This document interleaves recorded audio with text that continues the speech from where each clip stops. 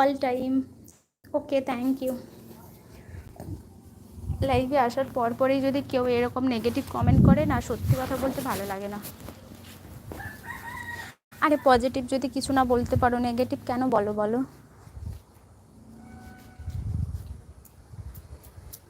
একটা মেয়েকে যদি তোমার ভালোই লাগতে পারে, তো মেয়েটার সাথে আগে তুমি ভালো বিহেভ করো, তবেই না তোমাকে এসে তোমার সাথে ভালোবেসে কথা বলবে।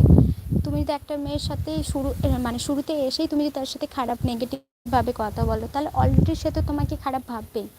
প্রত্যেকটি মানুষের মধ্যে কিন্তু নেগেটিভ পজিটিভ দুটো জিনিসই কাজ করে, কিন্তু সেটা কখন কিভাবে প্রয়োগ করবে, কার সাথে প্রয়োগ করবে, সেটাই হচ্ছে কি বলবো, আসল প্রয়োগ করার যে প্রসেস।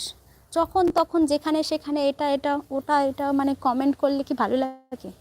যেখানে যে নেগেটিভ কমেন্টগুলো চলে সেখানে নেগেটিভ কমেন্ট করো। টাটা বলবো নাকি আসছি বলবো? তোমার যেটা মনে হয় তুমি সেটাই বলবে, তাই না?